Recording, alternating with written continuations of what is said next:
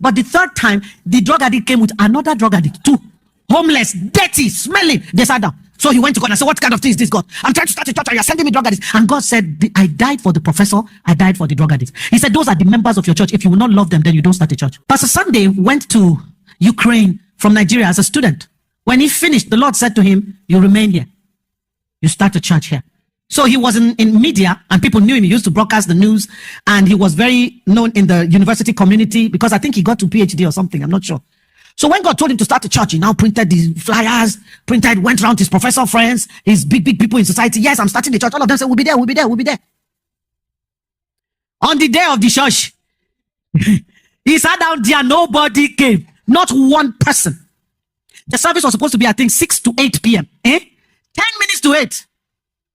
The homeless drug addict, stoned out of her mind, staggered into the place and sat down. The man said, what is this? He just prayed for her, God bless you in Jesus' name, go. She left. He went to him and said, God, what is this? Did you ask me to start the church? God said, yes. So I should continue. Yes. He printed more flyers. Went around again. Everybody said, we'll come, we'll come. Second time, he did the church again. Nobody came. 10 minutes to 8, the drug addict came in and sat down.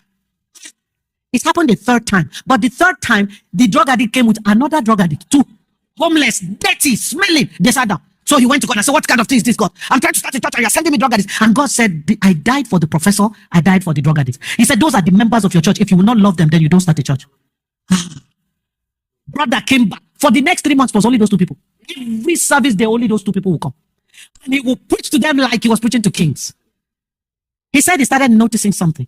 They started cleaning up before coming to church. They washed their face, washed their hands. They were not looking dirty like that. Then they started wearing good clothes, coming to church. And he's like, they have good clothes. They were coming to church. He just kept preaching. They were coming to church. One day he came and there were 26 people in the room. All members of the first girl's family. Then he discovered that she was from one of the richest families in Ukraine. They had given up on her. They had chased her and chased her. She would run from the family. She would hide. They would see her for years. But what was happening was that when the word began to go into her, she started going home to have a bath. They started seeing her without them going to look for her. They're like, is it for real? They were just watching her. And then she started changing her clothes. Every service day, she will show up at home, have a bath, wear her good clothes, go. After service, she goes back to the street to go and continue her drugs. So when she started stopping the drug use, I started sleeping at home. They followed her. What is happening to you? She said, I'm going to church. They said, we want to go to that church. 26 of them followed her in one day, came, and that's how they stayed. Then the second girl brought her family to another aristocratic family. Do you know that some years back, Sunday Adelaja's church toppled the government in Kyiv? Because 96% of the members of parliament are members of his church. He was pastoring the largest church in Europe, not in Ukraine. In the whole of Europe, he had the largest church, bigger than Pastor Matthew.